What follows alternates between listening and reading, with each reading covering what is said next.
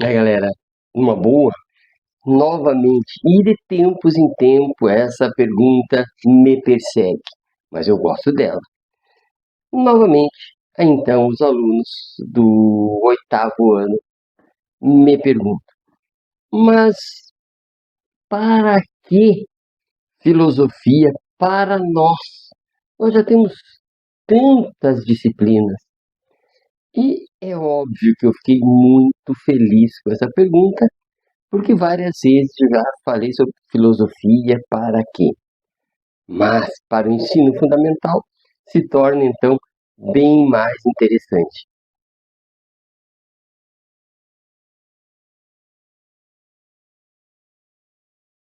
Vejam que vou usar a expressão alfabetização conceitual, porque eu creio que é disto que se trata, uma alfabetização conceitual. Mas vamos devagar. O que é isto um conceito? Que é disto que a filosofia vai tratar no ensino fundamental. O que é isso o conceito? Olha que interessante, o conceito surge quando alguém me pergunta o que é, do que trata, o que tu queres dizer com isso. Por exemplo, o que é liberdade? Percebo que quando eu sou instigado a responder o que é, não é um dicionário que eu abro, de maneira alguma. Eu vou abrir a minha alma, o meu jeito de ver o mundo, tudo aquilo que eu compreendi sobre exercer a minha cidadania, exercer os meus direitos, enfim, exercer as minhas obrigações. Tudo isto é liberdade. E, portanto, a pessoa terá que se posicionar sobre aquilo que ela disse. Quanto mais verdadeira essa pessoa for ao conceituar aquilo que ela acabou de dizer, tanto mais a pessoa se expõe. Então, esse, é, esse, esse desenvolvimento da capacidade de dizer o que se quer dizer sobre o mundo é um ambiente interessantíssimo para a sala de aula. A sala de aula, lembrando, já falei isso antes várias vezes, é uma cooperativa aprendente. Lembrando, cooperativa é quando os excessos de produção retornam para os produtores, né? Uma cooperativa, sobrou R$ 100, divide-se entre os cooperativados. A sala de aula é isso. E é um ambiente seguro. Percebam que quanto mais seguro o indivíduo estiver, quanto mais a pessoa se sentir segura, tanto mais ela vai poder falar das suas conceituações. E, portanto, tanto mais ela vai poder se expressar. Vejam que o que organiza o caos que cerca um adolescente, ou que me cerca de tudo que acontece, é o seu conceito. É o conceito de certo, o conceito de errado, é o conceito de hierarquia, é o conceito do bonito, é o conceito do feio. Percebo que, se nós formos discutir as conceituações, nós estaremos num outro nível de conversa, um outro nível de diálogo. Vai ser um diálogo, portanto, qualificado. Porque é diferente da opinião. Quando me perguntam o que tu queres dizer com aquilo que tu dizes, e eu levo essa pergunta a sério, eu vou ter que argumentar, eu vou ter que me organizar, vou ter que criar argumentos, justificativas, vou ter que hierarquicamente organizar na minha cabeça o que eu entendo que é mais importante para esse conceito, o que é menos importante para esse conceito. Vou ter, inclusive, ter uma atitude ética de abertura, porque se eu estou comprometido em dizer, eu estou comprometido em ouvir o que o outro vai dizer. Então, não é uma coisa tão simples assim. Portanto, aqui existe todo o ambiente de justificativas.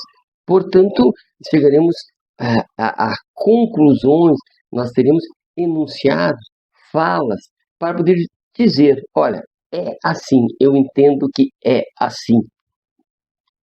E, portanto, eu estou aberto a outra pessoa que estiver envolvida nessa conversa e também se dispor a conceituar, ela vai também hierarquizar, sim, dizer, pensar o que é mais importante para dizer, vai colocar numa ordem cronológica, vai ter que, no momento da fala, aperfeiçoar o seu discurso, já imaginando que a outra pessoa vai dizer um contraponto, é preciso que ela pense as suas justificativas, é preciso que ela abra seu coração para poder ouvir.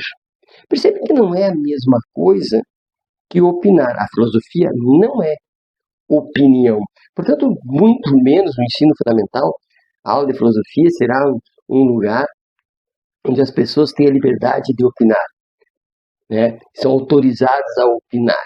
Veja, aqui talvez no início seja possível opiniões, mas logo elas terão que ir se qualificando, porque a filosofia, ou conviver em um lugar de cooperação de aprendizagem, é um lugar de argumentar e, portanto, é um lugar onde, se eu argumento, automaticamente eu tenho que estar aberto à argumentação do outro. Então, não é um ambiente onde uma opinião vence a outra. Não é um ambiente onde eu digo, a minha opinião é a minha e eu não divido. Ou é assim, ou eu não brinco mais. Não é esse lugar. É um lugar onde eu tenho conceitos para discutir com outras pessoas que vão conceituar e que, portanto, haverá mudanças.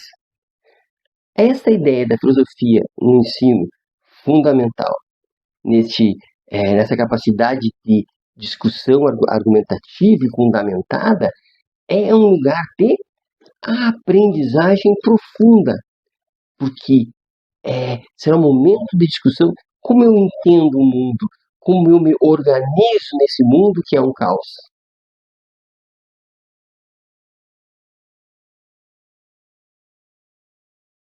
Quero dizer que é preciso desenvolver uma competência argumentativa. Não é fácil.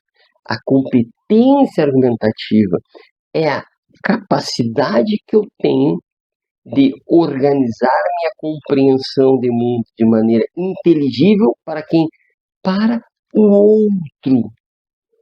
E também a capacidade de estar aberto para compreender a expressão do outro. Isto é uma capacidade argumentativa, compreensiva, de diálogo, que foi perdida com o tempo. Percebam que neste mundo de velocidade, de fake news, nesse mundo enfeitado pela propaganda, embelezada pela arte de vender, ou pela arte de comprar, inseparáveis, é uma sociedade de velocidade sem preocupação com o conteúdo. Então, as coisas cruzam, as verdades cruzam, tudo está muito rápido. E se eu paro para conceituar, eu dou um pisão, freio, que se fosse um carro, seria aquele barulhão de freio, aquele cheiro de borracha queimada, aquela freada assim.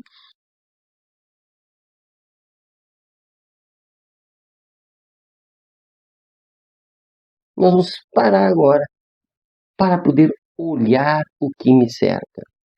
Evidente que eu vou lembrar aqui do meu amigo Sócrates, onde ele ia na ágora e de maneira despretensiosa, ele dizia que nada sabia, que portanto as pessoas se aproximavam. Olha a gentileza, olha, eu nada sei, eu sou humilde. Então as pessoas se aproximavam dele. E então, livremente as pessoas se aproximavam, e enquanto suportavam o diálogo, ali ficavam. E basicamente era o porquê. Porque é assim. Se é assim, como seria aquilo? Percebe? E se é aquilo, como seria aquele outro? Eles faziam uma construção fantástica, onde todos aprendiam. Percebam, a ideia de cooperativa aprendente, século XXI, voltando, né?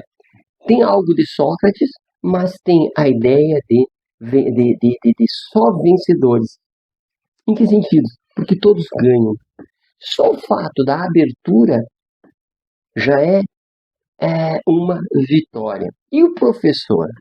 Quem é ele neste processo? Vejam que, de certa forma, a sala de aula tem hierarquia. Quem é o professor? Que é hierarquicamente aquele que organiza o ambiente. Aí que está. O professor é aquele que organiza o ambiente. Ou seja, o professor é aquele que... Olha meu gatinho, sempre meu gatinho, né?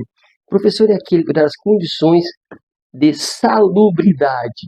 A sala de aula tem que ser um lugar saudável, um lugar confortável, um lugar que as pessoas não se sintam ameaçadas, um lugar onde as pessoas possam trocar ideias, rirem, sorrirem, brincarem, mesmo com assuntos pesados. O professor é aquele que vai garantir que não será um espaço, a sala de aula, de julgamento, não é um tribunal, quem está certo, quem está errado, mas é aquele que se expõe com melhor qualidade de expressão, aquele que está mais habituado a conceituar e, portanto, aquele que vai desenvolvendo a capacidade de se organizar, de dizer como é essa organização e a sua visão de mundo. E, portanto, é um sujeito aberto, sob a égide, sob a proteção, sob a garantia daquele professor que tem muito mais anos de caminhada conceitual, aquele que se preparou, aquele que estudou, aquele que viu os mais diversos conceitos. E como na cooperativa não tem ninguém fora do contrato da cooperativa, o professor está dentro do contrato. Portanto, ele é respeitoso, ele é um sujeito que faz parte, é um sujeito que se deixa entrar em contradição. Ele não vai dizer estou certo, ele vai dizer com tranquilidade: desculpa, realmente esse meu conceito não é mais adequado. E o do Jorginho, da Marezinha, é muito mais adequado. Parabéns, fiquei feliz, porque isso que tu disseste foi qualitativamente superior ao que eu disse. Portanto, o professor, nesse caso, na cooperativa aprendente, ele não é nem mais nem menos do que seu aluno no trato com o diálogo. Ele só exerce a sua hierarquia no sentido de manter a tranquilidade, a salubridade, manter a possibilidade das pessoas falarem a verdade sobre o que elas pensam. Portanto, o papel do professor é um tanto socrático, porque ele só garante a qualidade, mas ele não vai impor, né? Ele vai se contrapor, se for o caso, de maneira argumentativa. Este é o papel da filosofia no ensino fundamental, anos finais, e desejo sucesso a todo professor, a todo aluno, a toda escola, a toda direção que tiver a coragem de enfrentar essa disciplina, porque com certeza conceituar e discutir ou também desconstruir conceitos muda não só a pessoa, muda não só a sala de aula, pode mudar uma escola, pode mudar uma comunidade inteira. Portanto, convido a todos, vamos lá, filosofar no ensino fundamental, anos finais. Abraço!